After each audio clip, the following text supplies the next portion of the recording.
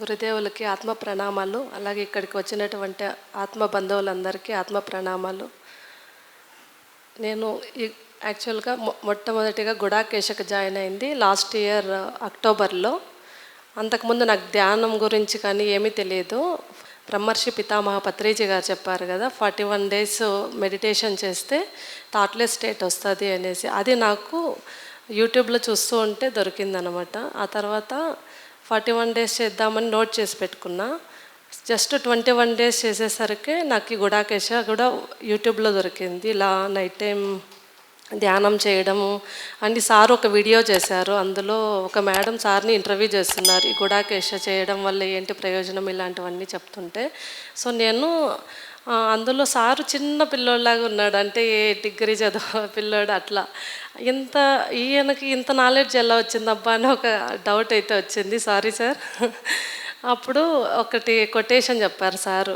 రమణ మహర్షి ఒక కొటేషన్ ఇచ్చారంట. ఏమంటే, మనం ప్రతి ఒక్క మనిషి నైట్ నిద్రపోయేటప్పుడు గాఢ నిద్రలో బ్రహ్మానంద స్థితి అనుభవిస్తున్నారు, కానీ అవేర్నెస్ లేకపోవడం వల్ల దాన్ని మనం అనుభవించలేకపోతున్నాము అనేసి. సారు దాని ప్రభావం చేత నేను అంటే సార్ అలాది చెప్పడం చేత నేను అట్రాక్ట్ అయ్యాను దానికి. నిజమే కదా, మనం నిద్రపోతున్నాం కానీ అసలు నైట్ అంతా పడుకుంటాం, బట్ ఏం జరిగిందో కూడా తెలియని పరిస్థితిలో ఉన్నాం కదా అని నేను కొంచెం ఆ పాయింట్లో అట్రాక్ట్ అయ్యాను. అందువల్ల నేను 20 days తర్వాత గుడాకేశకి జాయిన్ అవ్వడం జరిగింది. వితిన్ 5 daysలో థాట్లెస్ స్టేట్ వచ్చేసింది మాస్టర్స్. నాకు చాలా హ్యాపీ అనిపించింది అప్పుడు. ఆ తర్వాత ఇంకా నేను నా లైఫ్ లాంగ్ సార్ అడుగుతుంటారు, ఎవరు చేస్తారు 41 days, ఎంతమంది చేస్తారు అనేసి. అలాగా ఎంతమంది లైఫ్ లాంగ్ చేస్తారు అనేసి అడుగుతుంటే నాకు అనుకోకుండా అంటే 5 days చేశాను అంతే. కాకపోతే ఎక్కడో కాన్ఫిడెన్స్, నేను లైఫ్ లాంగ్ చేయాలి, ఇంకేది వదలకూడదు అనేసి. అందువల్ల అప్పుడు కమిట్ అయ్యాను మాస్టర్స్, లైఫ్ లాంగ్ నేను గుడాకేశ చేస్తాను అని. ఆ తర్వాత అలాగే నా సర్వీస్ కూడా గుడాకేశ్కి ఇవ్వాలి అని నేను కంపల్సరీగా అప్పుడు డిసైడ్ అయ్యాను. ఎందుకంటే దీన్ని ఇంకా చాలా బెనిఫిట్స్ వస్తున్నాయి, ప్రతి ఒక్కరికి తెలియాలి. మనము ఒక యోగి ఆత్మకథ చదివాను, మాస్టర్ చెప్పారు ఆ బుక్ చదవండి ప్రతి ఒక్కరు అనేసి. ఆ బుక్ చదివిన తర్వాత అర్థమైంది, అంటే ఆ యోగులు చాలా బాధపడుతున్నారు. ప్రతి ఒక్కరూ, అంటే ఇది కొంచెం వల్గర్గా ఉంటుంది, పందులలాగా నిద్రపోతున్నారు నైట్ అంతా, కానీ యోగి అనేవాడు నైట్ అంతా ధ్యానం చేస్తున్నారు, మనం యోగులం అవ్వాలి అని ఆమె బాధపడుతూ చెప్పింది అనేసి ఆ బుక్లో కూడా ఉంది. మాస్టర్ కూడా ఒకసారి చెప్పారు. సో అది నిజమే కదా, మనం ఇక్కడ జన్మ తీసుకొని వచ్చి ఏదో సాధించడానికి వచ్చాం, కానీ ఇక్కడ మనం ఏం చేస్తున్నాం తెలియకుండా నిద్రపోతున్నాం. అది అక్కడ నాకు చాలా హ్యాపీ అనిపించింది గుడాకేశకి జాయిన్ అవ్వడం. ఆ తర్వాత ఈచ్ అండ్ ఎవ్రీ వర్క్షాప్కి అటెండ్ అవుదామని ట్రై చేస్తున్నా, బట్ 2-3 వర్క్షాప్స్ అటెండ్ అయ్యి ఇది 3rd వర్క్షాప్. నాకు వచ్చిన ప్రతి వర్క్షాప్లోనూ ఏదో ఒకటి నేర్చుకుంటున్నా, చాలా గొప్ప అనుభవాలు కూడా మాస్టర్స్ నాకు.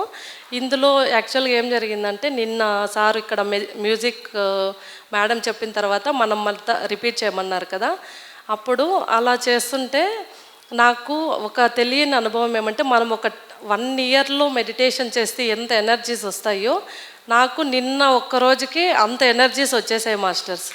అది నాకు అనుభవపూర్వకంగా నాకు అర్థమైంది. తర్వాత ఇప్పుడు కూడా అంతే. ఈరోజు మాస్టర్ అంటే పాట పాడి చెప్పారు కదా, ఆ పాటలో ఇన్ని రోజులు వింటున్నా నేను తిరుమల కొండకి వెళ్తుంటాం, ఎప్పుడు వింటుంటాం, కానీ ఎవరైతే గ్రాండ్ మాస్టర్స్ ఉంటారో వాళ్ళ నోట్లోని ఇంకా వచ్చిన మాటలు వేదవాక్కులు మాస్టర్స్. నిజంగా ఈరోజు అర్థమైంది, సారు అది చెప్తుంటే ఇంత గొప్ప ఎనర్జీస్ ఉన్నాయా ఇందులో అని నాకు అనుభవపూర్వకంగా అర్థమైంది. నిజంగానే మనం ప్రతి ఒక్కరూ మాస్టర్ ఏది చెప్పినా మనం పట్టుకోవాలి మాస్టర్స్, అప్పుడే మనం తొందరగా ఎన్లైటెన్ స్టేట్కి రీచ్ అవ్వగలము. అది గ్రాండ్ మాస్టర్స్ లెవెల్ అంటే అది అంత గొప్ప స్థితిలో ఉంటారు వాళ్ళు ఏది చెప్పినా వేదవాక్యం మనకు. అలాంటి అనుభవం నాకు కలిగింది ఇంతకుముందు. ఆ తర్వాత సార్ని యాక్చువల్గా ఎప్పుడైనా నేను ఇలా కృతజ్ఞతాపూర్వకంగా ఎప్పుడూ చెప్పలేదు. సో ఈ సందర్భంగా సార్కి నేను గ్రాటిట్యూడ్ తెలియజేస్తున్నాను. Thank you so much sir.